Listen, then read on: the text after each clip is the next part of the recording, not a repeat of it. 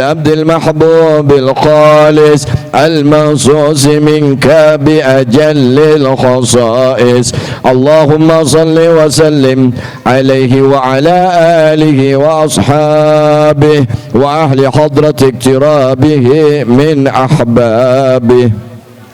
اللهم إنا نقدم إليك جاه هذا النبي الكريم بركاتنا وسكناتنا بعين عنايتك، وأن تحفظنا في جميع أسوارنا وتكلباتنا بجميل رعايتك وحصين وقايتك، وأن تبى الحبيب غاية آمالنا، وتتقبل منا ما تحركنا فيه من نياتنا وأعمالنا، وتجعلنا في حضرة هذا الحبيب من الحاضرين، وفي طرائق اتباعه من السالكين، ومن المعدين، وليهدك من الحافظين. اللهم إنا لنا عتما في رحمتك الخاصة فلا تحرمنا، ودنونا جميلة هي وصيلتنا إليك فلرسولك وما جاء به من الدين، وتوجعين أن تقابل المذنب منا بالغفران، أن تقابل المذنب منا بالغفران، والمسيء بالإحسان، والسائل بما سأل، والمؤمل بما أمل، وأن تجعلنا ممن نصر هذا الحبيب ووازره، وأم ببركته وشريف وجهته أولادنا ووالدينا وأهل كثرنا ووادينا والمؤمنين والمؤمنات في جميع الجهات، وأضم راية مالم الإسلام والإيمان بأهلها معمورة مأنا وسورة، واكشف اللهم كربة المكروبين، واقض دين المدينين، واغفر للمذنبين، وتقبل توبة التائبين الظالمين، وامسد الأدلى بولاة الحق في جميع النواهي والأقطار، وأيدهم بالتأييد من عندك ونصر على المعاندين من المنافقين والكفار. اجعلنا يا رب في الحصن الحصين من جميع البلايا، واجعلنا يا رب في الحصن الحصين من جميع البلايا، وفي الحرز المكين من الذنوب والخطايا، وعدمنا في العمل بطاعتك والصدق في خدمتك قائمين، وإذا توفيتنا فتوفنا مسلمين مؤمنين، واختم لنا منك بخير أجمعين. وصل وسلم على هذا الحبيب المحبوب للأجسام والأرواح والقلوب، وعلى آله وصحبه ومن إليه منسوب، وآخر دعوانا الحمد لله رب العالمين. سبحان ربك رب العزة عما يصفون، وسلام على المرسلين، وآخر دعوانا الحمد لله رب العالمين. أعوذ بالله من الشيطان الرجيم.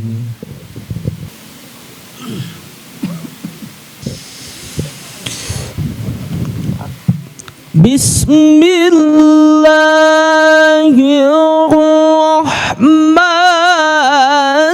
الرحيم.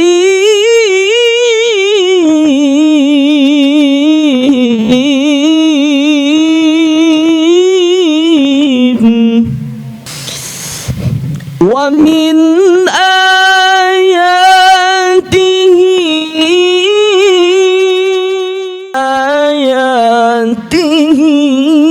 خلق السماوات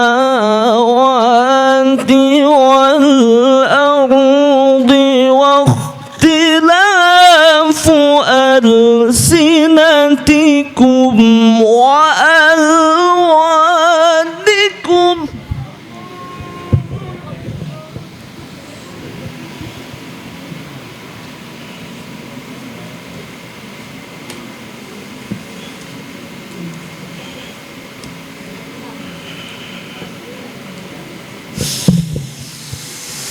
Inna fi dzalika laayatin lil alimin.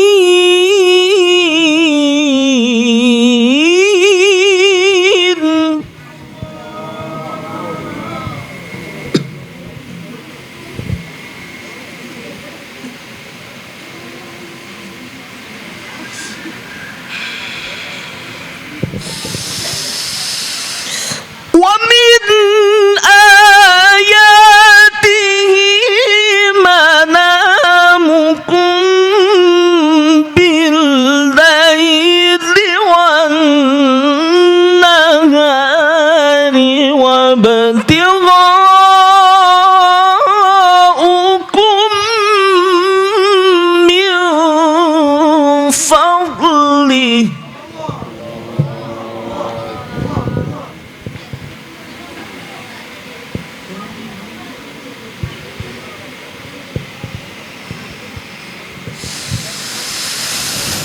Inna fi dzalika laayatin liqaumin yasma'un.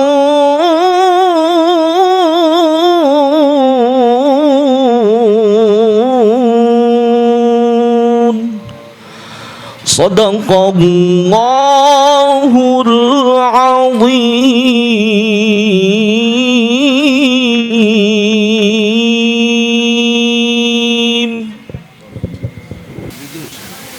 Ceramah. Ya, ceramah selanjutnya yaitu Al-Habib Idrus bin Abdurrahman Al-Idrus. Al-Kab, Al-Habib salah tadi. Kambing larang weh ini. Lah, ceramah selanjutnya Al-Habib Idrus bin Abdurrahman Al-Kab. Nah, kepada beliau dipersilakan. Allahumma shalli ala Muhammad. Ceramah boleh mari. Oke, ini Bang sudah nasib yang kedua nih. Assalamualaikum warahmatullahi wabarakatuh. Bismillahirrahmanirrahim. Alhamdulillah. Wassalatu wassalamu ala Rasulillah Sayyidina Muhammad ibni Abdullah Al-Qaim bihuquqillah ma dakat illa wa farrajah Allah wa ala alihi wa sahbihi wa man walah wa la hawla wa la quwata illa billahil aliyyil azim, amma ba'du. Para habaib, para syaraif, segenap para alim ulama, tuan-tuan guru, para tokoh agama yang saya cintai dan saya muliakan, wa nahussu bidikri Sayyidil Habib Mustafa bin Saleh Al-Haddar beserta keluarga beliau. Semoga Allah memberikan kepadanya kesehatan walafiat, dipanjangkan umurnya, diberikan kekuatan untuk senantiasa berdakwah di jalannya Allah Subhanahu wa taala. Para tetuha kampung, para tokoh-tokoh masyarakat yang saya hormati, wabil khusus sahibul bait Bapak Haji Abdul Muthalib beserta Ibu Hajjah Fauziah yang saya hormati, Hajjah Faizah ditipu, dan yang saya cintai kedua mempelai pengantin baru kita, Ananda Imam Fahrul Razi dan Ananda Zainab. Mudah-mudahan beliau semuanya diberikan oleh Allah keluarga yang sakinah, mawaddah, warahmah. Tidak lupa pula saudara saya akhinal kiram Guru Abdul Hakim beserta ibu dan rombongan dari Sungai Lingi, keluarga besar beliau, mudah-mudahan dijaga oleh Allah Subhanahu wa taala. Ma'asyiral hadirin wal hadirat yang dirahmati oleh Allah, tidak banyak yang saya sampaikan karena apa yang mau saya sampaikan sudah disampaikan sama Habib Mustafa Al-Haddar. Dulu ada seorang ulama ahli sufi namanya Nasaruddin. Nasaruddin Hoja ini adalah orang yang selalu menolak kalau disuruh ceramah, menolak kalau disuruh khutbah Jumat. Suatu saat takmir masjid memaksa beliau karena orang alim dan orang ahli sufi, beliau diminta untuk khutbah. Nah, karena dipaksa didorong-dorong akhirnya naik ke mimbar. Sampai di atas mimbar nggak jadi khutbah, cuman dia bertanya, "Ma'asyiral hadirin sidang Jumat yang berbahagia, apakah kalian tahu apa yang akan saya sampaikan?" Orang-orang bilang, "Ya nggak tahu." Karena kalian tidak tahu, ngapain juga saya menyampaikan sama kalian. Nggak jadi khutbah. Jumat depan dipanggil lagi sama imam masjid, dipaksa untuk khutbah Jumat. Nasaruddin tanya lagi, "Apakah kalian tahu apa yang ingin saya sampaikan?"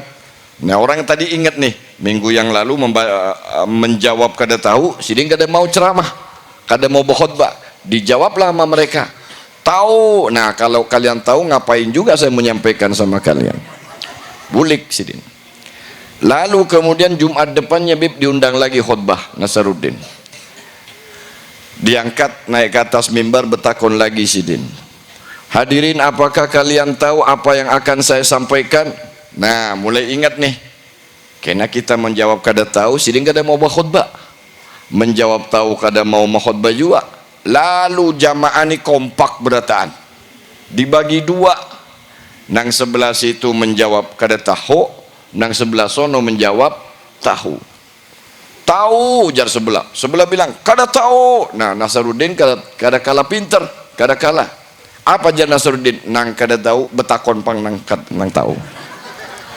Wabillahi taufik. Jadi itu Nasaruddin. Sebentar ingin saya menyampaikan, mudah-mudahan jadi bekal terutama untuk Ananda Zainab dan Imam yang sedang mengarungi kehidupan baru, berumah tangga. Mudah-mudahan bahagia hidupnya insyaallah. Dan akan lahir daripada keduanya anak-anak yang soleh dan solehah, anak-anak yang taat kepada Allah, cinta kepada Rasulullah, menjadi kebanggaan kedua orang tuanya, bermanfaat buat umat Islam semuanya. Amin ya rabbal alamin. Dalam kehidupan berumah tangga itu, bahagia itu tidak dijamin dengan banyaknya harta. Banyak orang nang kaya, sugih, tapi rumah tangganya berantakan. Tapi ada orang yang miskin, hidupnya sederhana, tapi rumah tangganya bahagia luar biasa. Begitu juga rumah tangga tidak dijamin bahagia dengan istana yang megah dan mewah. Berapa banyak orang-orang kaya yang tinggal di istana yang megah dan mewah, perceraian bolak-balik terjadi. Seperti artis-artis yang diceritakan Habib tadi, hancur berakhir dengan perceraian. Kenapa? Tidak dijamin. Kaya tidak menjamin bahagia, rumah yang mewah tidak menjamin orang bahagia. Yang menjamin seseorang itu bahagia adalah rasa syukur atas nikmat yang diberikan oleh Allah Subhanahu wa ta'ala. Suami bersyukur kepada Allah karena dipilihkan oleh Allah wanita yang terbaik untuk hidupnya. Seorang wanita yang pandai bersyukur, dia bersyukur kepada Allah telah dipilihkan seorang pemimpin dan imam dalam hidupnya. Dan ingat, pilihan Allah itu adalah yang terbaik buat kita. Sayyidina Ali bin Abi Thalib karramallahu wajhahu, ketika beliau berdoa dan Allah mengabulkan doanya, beliau senang luar biasa. Tetapi ada yang membuat beliau lebih senang, padahal doanya tidak diterima. Sayyidina Ali meminta A, Allah memberinya B. Lalu Sayyidina Ali bahagia luar biasa, melebihi kebahagiaan yang pertama. Para sahabat bertanya, "Ya Ali, kenapa engkau jadi bahagia seperti ini? Padahal doamu tidak Allah kabulkan. Apa yang kau minta tidak Allah berikan. Bahkan Allah berikan yang lain." Kata Sayyidina Ali, doa yang pertama itu memang kehendak dan kemauan serta keinginanku. Tetapi doa yang kedua itu adalah kehendak dan keinginan serta pemberian Allah Subhanahu wa taala. Tentu Allahu a'lam. Allah itu lebih mengetahui yang terbaik untuk kita. Saudaraku yang dimuliakan oleh Allah, 3 perkara yang tidak mungkin kita bisa memilih dan menghindar daripadanya. Yang pertama adalah rezeki, yang kedua adalah jodoh, dan yang ketiga adalah kematian. Ada orang yang tidak suka dengan istrinya. Saking tidak sukanya dengan istri, kemana-mana dia cari dukun supaya mau bercerai dengan istrinya. Gimana supaya istrinya ini kabur, tidak suka lagi sama dia? Enggak. Kalau itu jodoh, sampai mati dia kawin dengan itu. Tetapi kalau tidak jodoh, kemanapun kita mencari air, ya nggak bakalan ketemu juga. Oleh karena itu Zainab, imam ini jodohmu. Mudah-mudahan panjang jodoh, tidak terpisah kecuali dengan maut dan kematian. Amin. Mudah-mudahan keduanya tambah lama. Pertanda makmur. Kalau imam tambah lama berarti susunya cocok lawan sidin. Maksudnya vitaminnya. Saudara yang dimuliakan oleh Allah, yang kedua, pasangan hidup yang bahagia itu sangat pengertian.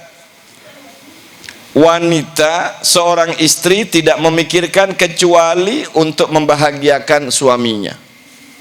Sebagaimana Sayyidatuna Khadijah Al-Kubra radhiyallahu taala anha ketika ditanya oleh para muslimat di kota Mekah, "Ya Khadijah, bagaimana perasaanmu?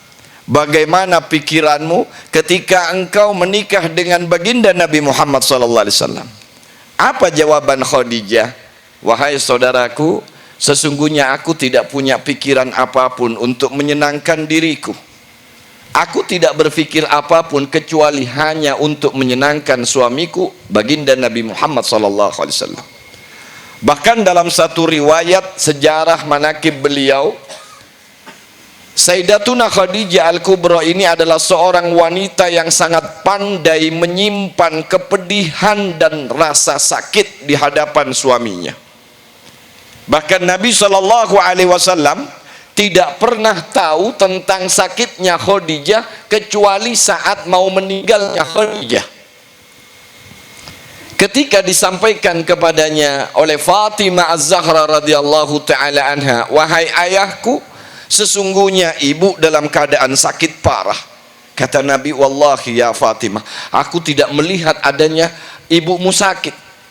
Fatimah menjawab, "Benar wahai ayah, Khadijah ini tidak pernah kemudian merubah wajahnya, tidak pernah menunjukkan rasa perih, rasa sakit, rasa kecewa di hadapan Nabi Muhammad SAW. Apa yang dijaga oleh Khadijah? Khadijah menjaga takut-takut hati Rasulullah tidak enak melihat wajah beliau yang dalam keadaan sakit. Ini Khadijah, istri Rasulullah. Saya nggak tahu Khadijah orang rantau kayak apa. Bagaimana dengan bini kita zaman sekarang ini yang selalu kemudian menampakkan wajah masam, muka merengut, menampakkan kekecewaan di depan suami? Hei Khadijah, Khadijah orang rantau, dengarkan kuping ikam. Belajarlah kepada Khadijah binti Khuwailid. Enggak pernah dia bermuka masam untuk menjaga perasaan hati suaminya.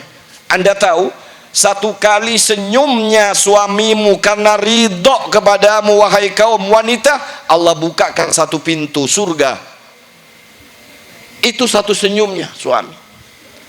Terus gimana kalau kemudian kau pasang wajah-wajah masam, muka merengut di hadapan suami, supaya suami tahu akan masalahmu, suami tahu akan deritamu, suami tahu akan penyakitmu, bahkan kau omeli suami. Tapi bagi suami-suami yang punya istri memang model kayak begitu, Habib, tenang saja.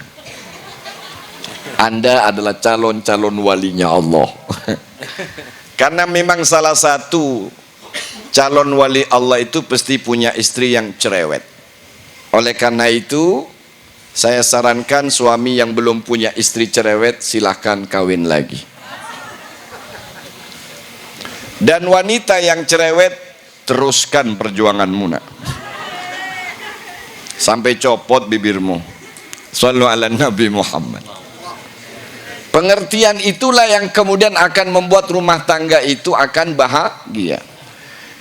Di zaman dulu ada dua orang suami istri pasangan hidup yang begitu sangat mencintai dan saling menyayangi. Hidup dalam keadaan miskin, tetapi dua pasang ini penuh dengan kebahagiaan. Tiap hari terdengar canda tawa, ya, riang gembira, kemana-mana dia bersama-sama. Karena tidak punya sepeda motor, punyanya cuma sepeda tinjak. Jadi kemana-mana hidupnya naik sepeda tinjak. Nang lain sudah pakai Beat, pakai Nmax, pakai segala macam, ini tetap aja sepeda tinjak. Tapi dia tidak pernah iri, tidak pernah pingin kayak orang, karena dia tahu sesuatu itu sudah ditakar oleh Allah. Rezeki sudah ditakar, tidak mungkin tertukar. Bahagia bukan karena jumlahnya, tapi bahagia karena qanaahnya menerima pembagian dari Allah. Berjalanlah berdua. Suatu saat Habib, ujian datang menimpa kepada dua pasangan hidup ini. Ketika suaminya bekerja di kebun, sepedanya dikunci, memang sudah dikunci di rantai. Tapi ternyata ada maling yang usil, sepedanya dicuntan maling. Diangkat sepeda tadi, diambil sama maling.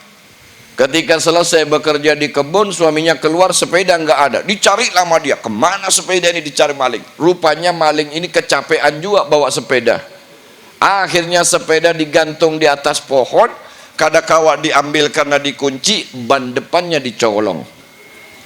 Hilang ban depan sepeda, diambil pulang sama maling. Tapi yang rangka sama ban belakang aman karena dikunci. Sama maling diambil ban belakang, ban depan. Akhirnya dia bersyukur, alhamdulillah ya Allah, ini maling yang baik hati, mengambil tapi tidak semuanya, masih disisain untuk saya. Ini orang yang pandai bersyukur, dia akan menemukan fi kulli halin. Dia dalam satu keadaan apapun, dia akan tetap bersyukur kepada Allah Subhanahu wa taala. Dibawalah sepeda karena nggak ada rodanya, nggak bisa dinaikin, dipikul sama dia. Bawa pulang ke rumah, sampai ke rumah ternyata bininya nggak ada. Bisa hilang juga biniku nih.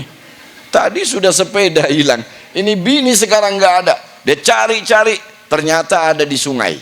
Nah, bininya lagi, apa bahasa Banjarnya? Lagi laundry, betetapas. Lagi betetapas dalam keadaan menangis, terseduh. Nangis, menderita. Lihat suaminya, kenapa Ikam Ding, kenapa sampai menangis kayak itu? Anu kak, Nina, apa namanya bahasa anting, bunil kah? Bunil bahasa rantaunya. Bunil pembeli itu naka, hilang hanyut. Terkait tadi di kain hilang, sekarang hanyut. Duh, kasihannya Ikam Ding. Nah, pian kenapa kak sepedanya diangkat? Kada kawa dinaiki ding, rodanya hilang diambil maling. Jari bininya, apes bener hari ini. Hilang ban roda depan, bunil hilang sebelah, bebulik. Yang satu menangis sedih karena bunil hilang, yang satunya mikul sepeda, ban depan hilang. Bulik ke rumah. Tapi tidak ada pertengkaran dan tidak ada saling menyalahkan di antaranya. Apakah kemudian dia saling menuntut? Tidak. Ternyata ketika mereka tiduran, ini yang dipikirkan oleh orang dua, bukan mikirkan dirinya sendiri. Nah, dengarkan Jenab lah, sama nang calon-calon pengantin baru atau calon yang mau kawin lagi, dengarkan bib lah. Nah, artinya jomblo, duda, gitu loh maksudnya. Kawin lagi bukan guru hakim suruh kawin, kada. Ini maksudnya nang jomblo-jomblo. Nah, apa kata? Dia tidur. Ketika tidur dia tidak mikirkan untuk dirinya, tidak. Yang suami mikirkan kayak apa nasib bininya karena bunilnya hilang. Nang bini memikirkan kayak apa nasib sepeda suaminya karena roda ban hilang. Lalu berencana dua-duanya dengan niat yang tulus. Jar bininya dalam niatnya, kasihan bapaknya. Pokoknya besok aku ke toko emas, hendak ku jual bunil sebelah nih, daripada kadakawa dipakai, kutukarakan ban. biar bisa naik sepeda itu bapaknya. Suaminya mikir juga, percuma juga sepeda tinggal satu bannya. Esok ku jual sepeda ini, ku tukarakan bunil sebelah, biar bisa dua-duanya pasang bunil. Pagi pun datang, masing-masing menyimpan niat baik. Nah, nyimpan niat baik, langsung bebini, yang bini kada pada lawan suami hendak kemana, cuman ya biasa aja bekerja. Lalu yang satu sudah ke toko emas, jual bunil sebelah, jual cil, bunil ulun cil, ada perlunya dikasih duit. Habis kasih duit langsung ke toko ban sepeda, beli roda ban satu. Senangnya luar biasa, karena bakalan ngasih surprise untuk suaminya. Kasihan bannya tinggal satu, bawalah. Si suami kayak itu juga, berangkat ke toko sepeda, dia jual sepedanya. Berangkat ke toko emas, beli bunil sebelah kiri. Gasan melengkapi bunil bini nang hilang sebelah. Pulang ke rumah dengan senang hati, oi bapaknya jar, kenapa? Aku ada hadiah lawan pian, gasan pian. Untuk apa? Nah, sekarang bisa dipakai sepedanya udah. Ulun tukarakan ban depan nang hilang. Jar bapaknya, gasan apa? Nugar sepedaku sudah jual juga. Lalu kemudian si bapak, nah kalau aku ada hadiah gasan ikam. Kenapa? Nah, sebelah bunil sudah kutukar, gasan apa juga nang sebelahnya sudah kujual. Bolehlah kita saling perhatian, tapi harus penuh keterbukaan. Paham landuklah. Tuh. Perhatian bagus, ingin surprise-surprisean bagus, cuman bepadah dulu. Ini beli sepeda, rodanya hilang, sepedanya sudah kejual orang. Hendak menukar bejo buli, bunilnya juga hilang. Oleh karena itu perlu keterbukaan. Yang ketiga, jangan takut dengan kemiskinan selama Anda berjalan dalam syariatnya Nabi Muhammad SAW. Karena orang yang sudah menikah itu sudah masuk dalam jaminan Allah, iyakunu fuqara yughnihumullah. Orang bakalan kaya itu kalau sudah kawin. Dulu waktu bujang, waktu masih sendiri, nggak bisa ngumpulin apa-apa itu. Coba piantak yang lain itu. Tapi giliran kita sudah menikah, Masya Allah, Allah berikan satu kemudahan dalam mencari rezeki. Di zamannya, ini masih ada waktu nggak Ustaz? Masih ya? Sampai jam berapa kita? Jam 1, ulun bulik duluan pian di sini aja. Ambeien sudah keluar mulai tadi nih. Bik Mustafa belum makan juga kayaknya lah. Di zaman Nabi Musa itu ada dua orang suami istri, hidupnya luar biasa miskinnya. Jangankan untuk pakaian dan perhiasan, gasan makannya aja ngalih. Untuk makan aja susah. Lalu dia datang kepada Nabi Musa. Malamnya dia berunding kepada suaminya, Mas, Nabi Musa itu kan orang yang bisa ngomong kepada Allah. Betul kata suaminya, Musa takliman. Musa adalah orang yang bisa berdialog langsung dengan Tuhan. Mas, gimana yuk kalau kita datangi Nabi Musa, minta tolong sama Nabi Musa agar Nabi Musa menyampaikan kepada Allah supaya Allah berikan kita rezeki. Besoknya datang nemuin Nabi Musa, lalu minta kepada Nabi Musa, ya Musa, kau kan Nabi, betul. Kau kan utusan Allah, iya. Coba pangpian minta sama Allah, ulun nih lawas sudah maarit, miskin nang kayak begini sudah lama benar kami ini. Jangankan untuk pakaian dan perhiasan, gasan makan berdua aja kami ngalih. Musa, tolong pangpian bilang sama Allah agar Allah kasih kami kecukupan, kelebihan kayak orang-orang juga. Kata Nabi Musa, iya, akan aku sampaikan permintaanmu kepada Allah. Ketika Nabi Musa bermunajat, Allah langsung ijabah, Allah langsung jawab. Itu pertanyaan orang yang sabar, pengantin baru, dua orang yang miskin tadi, langsung Allah ijabah. Ya Musa, sampaikan kepada orang tadi itu bahwa aku mengijabah doanya, aku penuhi hajat dan permintaannya. Nabi Musa nyampein. Lalu kata Allah, tapi sampaikan ya Musa, aku akan memberikan kepadanya kekayaan hanya 1 tahun. Habis 1 tahun aku kembalikan lagi, dia jadi miskin. Dikasih berapa kesempatan?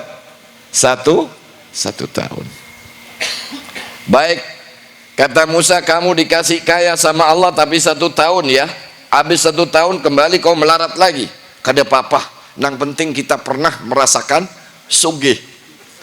Lalu hari demi hari dijalani, min haitsulah yahtasib. Allah berikan rezeki yang tidak disangka-sangka dari tempat-tempat yang mana saja tidak pernah terduga. Sugih orang tersebut. Ketika orang tadi kaya, dia bilang sama istrinya, "Dek, kamu ingat nggak pesan Nabi Musa? Ingat, kita hanya diberi waktu 1 tahun. Kalau 1 tahun lewat kita melarat lagi, miskin lagi. Terus gimana kak? Mumpung kita dikasih kaya, ayo. Semalam kita bersedekah kada pernah, karena memang kada ada yang hendak disedekahkan. Semalam kita nggak pernah ngasih makan orang karena memang kita sendiri kelaparan. Ini hari mumpung Allah kasih kita rezeki, gimana yuk kita bantu orang, kita kasih makan orang." Lalu berdua berunding, mereka membuat satu rumah singgah. Ya, di beberapa tempat dia bikin rumah singgah untuk musafir. Rumahnya gratis, dijamin makan minumnya, selama tinggal di situ dilayani sama orang dua tadi, makannya semuanya dilayani. Dia bikin 7 pintu, 7 rumah, yang satu menghadap ke arah sana, semua 7 arah mata angin dia bikin. Anda tahu, setahun berlalu dia tetap melayani orang-orang yang datang. Semua yang datang boleh tidur gratis, makan gratis, minum gratis, dia yang melayani. Setahun berlalu, 2 tahun sudah berlalu, 3 tahun sudah berlalu. Nabi Musa penasaran, itu orang katanya sugihnya cuman 1 tahun, tapi sudah berlalu 1 tahun dia tetap sugih. Nabi Musa kemudian tanya, nah ini resepnya, di sini, ini rahasianya, rumah tanggamu mudah-mudahan kaya berataan. Nabi Musa tanya sama Allah, ya Allah, bukankah engkau memberikan tenggang waktu untuk fulan tadi itu sugih cuman 1 tahun, tapi ini sudah tahun ketiga terlewatkan dan dia tetap kaya raya. Dia kasih makan orang, dia kasih tidur gratis orang, dia bantu orang ke sana kemari. Bagaimana ini ya Allah? Allah menjawab, benar wahai Musa, aku cuman membukakan 1 pintu untuk dia, 1 pintu rezeki kekayaan untuknya. Tapi orang tadi sudah membuka 7 pintu rezeki untuk orang lain. Apa kata Allah? Aku malu ya Musa. Aku hanya buka 1 pintu rezeki untuknya, tapi dia sedekahkan dengan membuka 7 pintu untuk sesamanya. Makanya kemudian aku lipat gandakan dia karena sedekah yang dia lakukan dalam hidupnya. Saudaraku yang dimuliakan oleh Allah, kalau Allah berikan kita rezeki, kita nggak tahu berapa waktu lama Allah akan berikan kita rezeki kayak begini. Gunakan sebaik-baiknya. Yang mau umroh, umroh, nikmati kekayaanmu. Yang mau sedekah, sedekah, nikmati kekayaanmu. Kita nggak tahu. Anda yang dikasih sehat juga nggak tahu berapa tahun Allah akan kasih sehat kita kayak begini. Oleh karena itu gunakan sebaik-baiknya waktu yang diberikan oleh Allah Subhanahu wa taala. Yang mau berbuat baik segerakan, yang mau berbuat buruk tuh tunda dan bahkan gagalkan, karena kita nggak tahu berapa waktu Allah kasih waktu kita sehat, berapa waktu Allah kasih kita kaya. Gunakan sebaik-baiknya. Yang jelas ketika Anda membuka pintu kebaikan untuk orang lain, Allah malu untuk menutupnya kembali untuk Anda. Jatah 1 tahun bisa seumur, Allah akan berikan kekayaan kepada kita. Mudah-mudahan kedua mempelai Imam dan Zainab diberikan kekayaan lahir dan batin oleh Allah, diberikan kebahagiaan oleh Allah, diberikan ketenangan, diberikan anak keturunan yang soleh dan soleha. Amin Allahumma amin. Allahumma hdina bihudak waj'alna mimman yusari'u fi ridaq wa la tuwallina waliyan siwak wa la taj'alna mimman khalafa amraka wa asaq wa hasbunallah wa ni'mal wakil wa la haula wa la quwwata illa billahil alil azim wa sallallahu ala sayyidina Muhammadin wa alihi wa sahbihi wa barik wa sallam walhamdulillahi rabbil alamin. Hada minni wal afu minkum summa assalamu alaikum warahmatullahi wabarakatuh. Warahmatullahi wabarakatuh. Taqabbalallah minkum.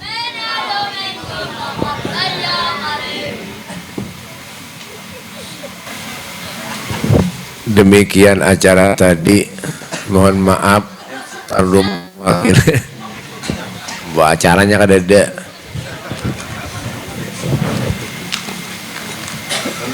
Muhammad